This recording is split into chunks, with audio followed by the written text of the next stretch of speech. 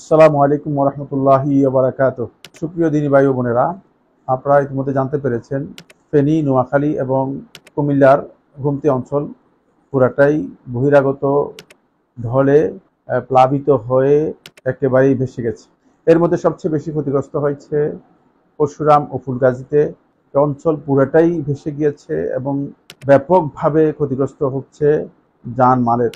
আমি আপনাদের সকলের কাছে দরখাস্ত করছি, আমরা আল্লাহ তাআলার কাছে ফরিয়াদ করি, দোয়া করি, আল্লাহ সুবহানাহু ওয়া তাআলা যেন তাদেরকে খুব দ্রুত এই কঠিন মুসিবত থেকে আল্লাহ রাব্বুল আলামিন যেন পরিত্রাণ দান করেন, মুক্তি দান করেন এবং নিরাপত্তা দান করেন।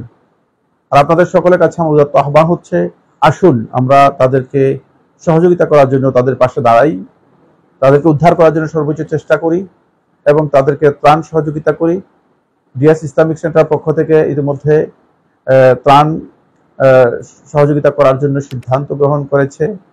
আমরা আশা করব ইনশাআল্লাহ তাআলা আপনারা সেখানে অংশগ্রহণ করবেন এবং আপনারা আপনাদের বন্যাত্ম, দুস্থ, ক্ষতিগ্রস্ত যে সমস্ত ভাই ও বোনেরা আছেন তাদের পাশে আপনারা আপনাদের আন্তরিকতা, ভালোবাসা এবং দ্বীনি দায়িত্ব নিয়ে আপনারা তাদের সাথে দাঁড়াবেন।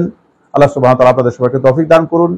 আপনারা খুব দ্রুত এগিয়ে আসুন যাতে করে আমরা আমাদের ভাইদের কাছে তাদের প্রয়োজনীয় সামগ্রী যেন সরবরাহ করতে পারি।